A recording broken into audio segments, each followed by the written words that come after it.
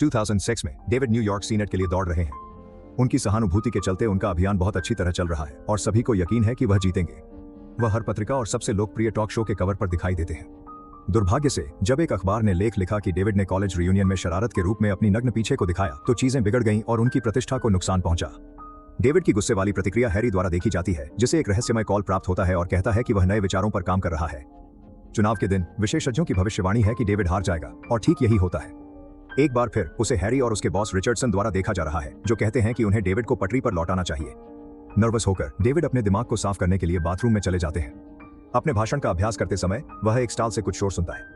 उसी समय एलिस अपने जूते और शराब की बोतल लेकर बाहर आती है, यह समझाते हुए कि वह सुरक्षा से छिप रही है क्योंकि उसने एक शादी को दुर्घटनाग्रस्त कर दिया। वे चैट करना शुरू कर देते हैं और जल्दी से चलते हैं। एलिस स्वीकार करती है कि उसे डेविड की पुनर्मिलन शरारत पसंद है और डेविड कहता है कि वह खुश है कि वह हार गया क्योंकि उसके पास खुद के लिए अधिक समय होगा, लेकिन एलिस उस पर विश्वास नहीं करती क्योंकि वह जानती है कि उसे भीड़ पसंद है। अचानक वे अत्यधिक जुनून से चुंबन करना शुरू कर देते हैं, जैसे कि यह प्यार का पर्याय हो। इस पल को अभियान प्रबंधक चार्ली बाधित करता है और एलिस तुरंत छोड़ देती है, डेविड से संपर्क जानकारी लिए बिना। उसे गार्डों से बचना पड़ता है। उसके बाद डेविड अपना पहले से तैयार भाषण पढ़ता है। हालांकि वह खुद को रोक देता है जब उसे एहसास होता है कि वह सामाजिक रूप से स्वीकार्य शब्द कह रहा है और जनता को प्रामाणिक प्रतिक्रिया देने का निर्णय करता है। डेविड अब दिल से बात करता है और लोग उसे पुनः प्यार करने लगते हैं। एक महीने बाद हैरी रिचर्डसन से मिलता है, जो उसे डेविड की कॉफी शर्ट पर फेंकने के लिए कहता है ताकि वह बस से चूक सके। डेविड अब राजनीति में रुचि नहीं रखता और चार्ली की कंपनी में वरिष्ठ भागीदार के रूप में काम करता है। हैरी पार्क में इंतजार करते हुए सो गया और जब वह उठता है तो डेविड बस में था। हैरी उसके पीछे दौड़ता है। डेविड एलिस को पाता है। वे विश्वास नहीं कर सकते कि वे एक दूसरे को पुनः देख रहे हैं। वे एक दूसरे के जीवन के बारे में बातचीत करते हैं और एलिस कहती है कि डेविड को फिर से सीनेट के लिए दौड़ना चाहिए क्योंकि वह समय से बाहर चल रहा है। हैरी आंदोलन करता है और उस दूरी से भी डेविड को एलिस की गोद पर कॉफी फेंकने का कारण बनता है। अचानक हैरी को एक टैक्सी द्वारा चला दिया जाता है, लेकिन वह जल्दी से ठीक हो जाता है जैसे कि यह कुछ भी नहीं था। जब वह अपनी नोटबुक की जांच करता है तो वह यह देखकर हैरान हो जाता है कि डेविड बस में योजना से बाहर चला गया है। डेविड आखिरकार एलिस से उसका फोन बजने से पहले उसका नंबर पूछता है। एलिस यह महसूस करने से पहले कि उसे उतरना चाहिए, उसे अपनी कॉफी में फेंक देता है, इसलिए डेविड उसे बाद में फोन करने का वादा करता है। जब डेविड कार्यालय में पहुंचता है तो वह गलियारे के माध्यम से दौड़ता है और सभी कर्मचारियों को नमस्ते कहता है। सभी कर्मचारी जमे हुए थे। वह चार्ली को खोजने के लिए सम्मेलन कक्ष में प्रवेश करता है और अजीब नकाबपोश पुरुषों का एक समूह उसे एक रहस्यमय आईडी के साथ स्कैन कर रहा है। इन पुरुषों का नेतृत्व रिचर्डसन करता है, जो तुरंत उन्हें डेविड को पकड़ने के लिए कहता है।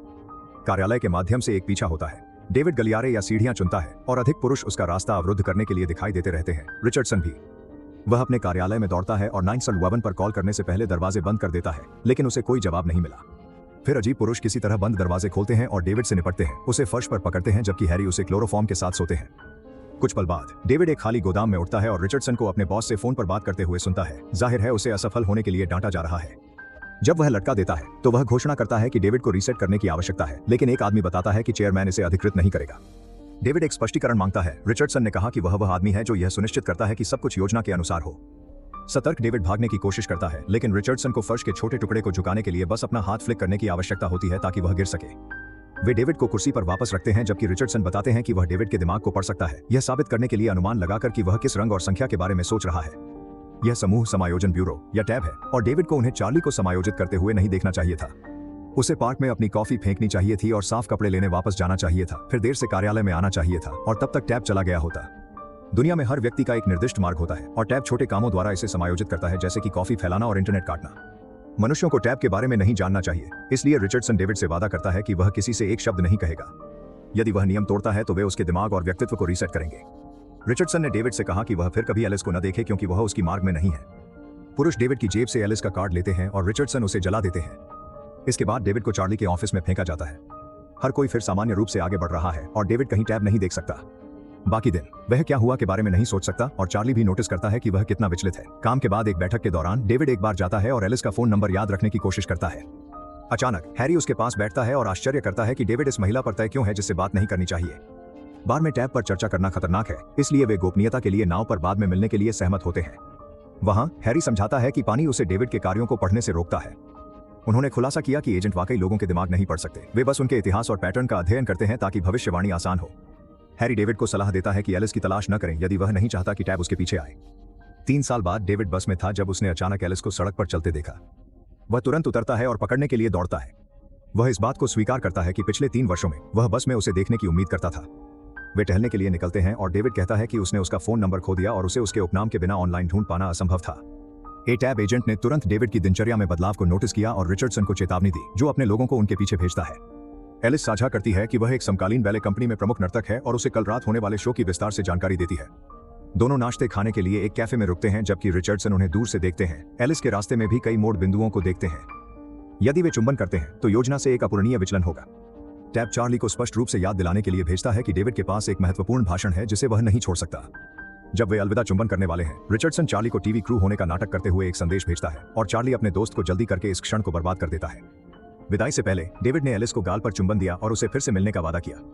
उस दोपहर डेविड ने घोषणा की कि वह फिर से सीनेट के लिए दौड़ेंगे, जबकि एलिस को टैब से एक ट्रिक टेक्स्ट प्राप्त होता है जो उसे बताता है कि रिहर्सल स्थान बदल गया है। अपने भाषण को समाप्त करने के बाद डेविड रिचर्डसन को दूर से देखते देखता है और संदेह करता है कि कुछ गलत है, इसलिए वह चार्ली से अपने सभी साक्षात्कार रद्द करने को कहता है। फिर वह बैले कंपनी के स्टूडियो में दौड़ता है और यह बंद पाता है। कंपनी को रिहर्सल के बारे में पूछने के लिए कॉल किया, लेकिन कॉल जल्दी से कट गया। फिर से कोशिश करने के लिए एक आदमी का फोन उधार लेता है, लेकिन कोई फायदा नहीं हुआ। डेविड अभी भी दौड़ता रहता है। रिचर्डसन और उसका सहायक उसे एलिस के बारे में भूलने के लिए उसे समझाने की कोशिश करते हैं। डेविड पूछता है कि इस योजना का हिस्सा न होते हुए भी उसे ऐसा क्यों लगता है, लेकिन रिचर्डसन को भी नहीं पता। एक निराश डेविड एक कैफे में जाता है और बैले कंपनी का पता पूछता है। एक ग्राहक उसे पता देता है। डेविड टैक्सी लेने की कोशिश करता है, लेकिन रिचर्डसन कोई कार नहीं रोकने देंगे। डेविड एक कैब के पीछे दौड़ता है, लेकिन जब कार रुकती है, एक और वाहन टक्कर मारता है। कैब ड्राइवर की जांच के बाद डेविड दूसरी कार अंदर देखता है, यह खाली होती है। 911 को कॉल करता है और जब पुलिस आती है और अधिकारी उसे स्टेशन ले जाना चाहते हैं, डेविड सार्जेंट से पूछता है कि क्या यह आवश्यक है। जब वह बताती है कि वे बाद में कॉल करेंगे, डेविड घूमता है। उसका मतलब एटैब एजेंट था। अब डेविड एक टैक्सी लेता है और ड्राइवर को ड्राइव करने के लिए $100 देता है, हर चीज की अनदेखी करते हुए। एजेंट अपनी शक्तियों से कई इमारतों और बंद दरवाजों से तेजी से गुजरते हैं। हालांकि जब वे स्टूडियो में पहुंचते हैं तो बहुत देर हो चुकी है। डेविड ने पहले ही एलिस को देखा है। रिचर्डसन ने उन्हें चेतावनी दी कि अधिक शक्तिशाली लोग कार्यालय जाने से पहले उनके पीछे आने वाले हैं। यह पता चला कि एलिस और डेविड पिछले दशकों में कुछ बार एक साथ होने के लिए थे, लेकिन योजना 2005 में बदल गई। पुरानी योजनाओं के अवशेष एलिस और डेविड को धक्का देते रहते हैं। रिचर्डसन हैरी को सूचित करने की कोशिश करता है कि यह उसकी गलती नहीं थी।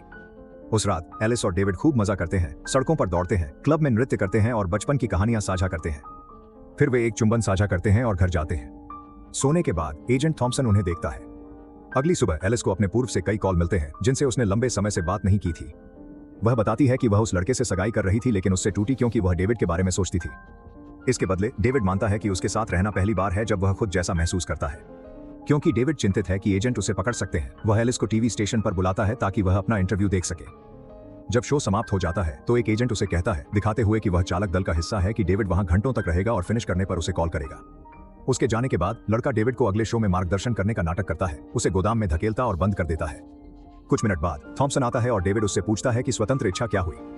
थॉम्सन बताते हैं कि टैब मानवता को गुफा निवासियों से रोमन साम्राज्य की चोटी तक ले गया, फिर इंसानों को खुद से कैसे दिखने के लिए वापस खड़ा रहा। इसने 5 शताब्दियों तक अंधेरे युग को लाया, इसलिए टैब वापस आया और पुनर्जागरण, ज्ञान और वैज्ञानिक क्रांति लाया। 1910 में वे फिर से चले गए, लेकिन केवल 50 वर्षों में मानवता 2 विश्व युद्ध लाई, अवसाद, फांसीवाद, होलोकॉस्ट और मिसाइल संकट। टैब ने इंसान को फिर कभी स्वतंत्र इच्छा नहीं देने का फैसला किया। साल पहले एलिस से मिलना संयोग नहीं था, उसे डेविड को प्रेरित करना था कि वह हार न माने और राजनीतिक करियर शुरू करें जो उसे बड़े स्थानों तक ले जाए। थॉम्सन ने बताया कि डेविड राष्ट्रपति नहीं बनेंगे अगर वह एलिस के साथ रहेंगे। फिर भी डेविड अपने विकल्पों द्वारा बनाए गए भाग्य में विश्वास करता है और उसे चुनता है, इसलिए थॉम्सन दरवाजा खोलता है और उसे जाने देता है। डेविड तुरंत एलिस के शो को देखने के लिए थिएटर में भाग गया और थॉम्सन फिर से उसके बगल में दिखाई दिया, यह समझाने के लिए कि एलिस दुनिया की सबसे प्रसिद्ध नर्तकी बन सकती है, लेकिन अगर वह उसके साथ रहती है तो वह केवल बच्चों को नृत्य सिखाएगी। थॉम्सन का कहना है कि उसे निर्णय लेना होगा, लेकिन बाहर निकलते समय वह सिर हिलाता है और एलिस प्रदर्शन के बीच में गिरती है। बाद में डेविड घायल एलिस को अस्पताल ले जाता है, जबकि डॉक्टर परीक्षण चलाते हैं। थॉम्सन फिर से आता है और दुर्घटना के लिए डेविड को दोषी ठहराता है। डेविड उसे मुक्का मारता है। थॉम्सन ने कहा, डेविड अपने अवसरों को बर्बाद करता है, जैसे पिछला चुनाव बर्बाद कर दिया। ऐसा प्रतीत होता है कि एलिस उसका लापरवाह पक्ष दिखाती है। आज रात केवल पैर की मोच है, अगली बार अधिक महत्वपूर्ण चीज को दूर कर सकती है। थॉम्सन के जाने के बाद डेविड एलिस की जांच करता है और पुष्टि करता है कि यह केवल मोच है, 1 महीने में ठीक हो जाना चाहिए। डेविड ने उसे गले लगाया और कहा कि कुछ फोन कॉल्स करनी है, लेकिन वह अस्पताल छोड़ देता है और फिर से संपर्क नहीं करता। 11 महीने बाद डेविड लोकप्रियता पोल में आगे है। एक सुबह चार्ली अखबार लाता है, एलिस अपने पूर्व के साथ वापस आई है और 1 सप्ताह में शादी होगी। डेविड परेशान है और इसे नजरअंदाज करने की कोशिश करता है, लेकिन कुछ दिन बाद उसे हैरी संपर्क करता है, जो कहता है कि थॉम्सन ने एलिस के बारे में झूठ बोला। वास्तव में एलिस डेविड को पूरे जीवन में मदद करेगी, इसलिए वह अपने भावनात्मक शून्य को प्यार करने वाली भीड़ और सफेद घर के सपनों से भरने की जरूरत महसूस नहीं करेगा। अपने भाई और पिता की मौत डेविड को सफल आदमी बनाने के लिए टैब द्वारा बलिदान की गई थी जो वह आज है। डेविड फिर से एलिस चुनना चाहता है, लेकिन शादी कल ही है। यदि वह थॉम्पसन से बचते हुए समय पर इसे बनाना चाहता है तो उसे हैरी को सिखाना होगा कि एजेंटों की तरह दरवाजों के माध्यम से टेलीपोर्ट कैसे किया जाए। हैरी उसे सलाह देता है कि वह हमेशा दरवाजे को दक्षिण दिशा में घुमाए और बताता है कि जब वे अपनी टोपी पहनते हैं तो दरवाजे बंद नहीं होते। वे एक दरवाजा लेते हैं और संग्रहालय में पहुंचते हैं। इसके बाद पंपिंग स्टेशन होते हैं। हैरी ने डेविड को दरवाजे की कथन को घड़ी की ओर घुमाने से पहले इंतजार करने को कहा, जिससे उसे अन्य एजेंटों से मिलने की अनुमति मिली। एक बार पुरुषों के चले जाने के बाद हैरी डेविड को वह मार्ग सिखाता है जिसे उसे दरवाजे के माध्यम से पाना चाहिए ताकि वह उसे एक की जरूरत मिल सके, और उसे टोपी पहनने वाले हर व्यक्ति से भागने के लिए याद दिलाता है क्योंकि यह प्रच्छन्न एजेंट हो सकता है। दोनों पूरी रात पढ़ाई करते हैं और सुबह हैरी डेविड को अपनी टोपी देते हैं, उसे शुभकामनाएं देते हैं। जैसे ही डेविड दरवाजे पार करना शुरू करता है, टैब उसका ट्रैक खो देता है। वह ट्रैफिक से बच जाता है लेकिन लोगों से टकरा जाता है। कोर्ट हाउस पहुंचना पर दूल्हा अपनी बारी का इंतजार कर रहा है और एलिस की प्रतीक्षा में चिंतित है। अदालत में प्रवेश के लिए एक धातु डिटेक्टर है। डेविड को अपनी जैकेट और फोन पीछे छोड़ना पड़ता है, लेकिन वो अपनी टोपी के लिए कोशिश करता है। कई गलियारों से गुजरने के बाद डेविड बाथरूम में एलिस को पाता है और वह नाराज रहती है। उस ही वक्त एक एजेंट आता है और डेविड उसे बाहर कर देता है और एलिस को अपनी नोटबुक में हुई घटनाओं के साक्ष्य दिखाता है। वह कहता है कि वह उससे जीवन बिताना चाहता है। टैब उसके पीछे पुरुषों को भेजता है। डेविड दरवाजा बंद करता है और एलिस को स्टेडियम में टेलीपोर्ट करता है, जिससे उसे कहानी पर विश्वास होता है।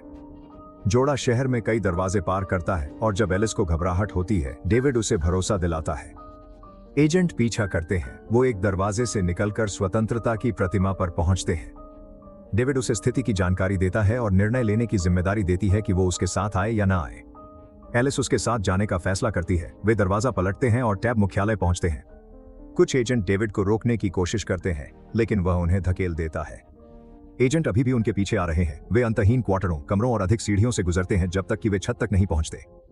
उस समय एजेंट घेरते हैं और एलिस और डेविड एक भावुक चुंबन साझा करते हैं। थॉम्पसन को छोड़ बाकी पुरुष गायब हो जाते हैं। थॉम्पसन कहता है कि भाग्य लिखने की कोशिश कभी काम नहीं करेगी। तभी हैरी संदेश के साथ आता है। थॉम्पसन इसे पढ़ता है और चला जाता है। फिर हैरी बताते हैं कि यह संदेश चेयरमैन के नाम से जाना जाने वाला टैब लीडर से था। जोड़े की इच्छा प्रेरित हुई, इसलिए योजना फिर से लिखी गई। उन्हें साथ रहने की अनुमति दी जाती है और बाकी नोटबुक खाली है। जोड़ा अब अपना नया जीवन शुरू करने के लिए तैयार है। हैरी सोचता है कि स्वतंत्र इच्छा क्या चेयरमैन का उपहार है जो इसके लिए लड़ते हैं।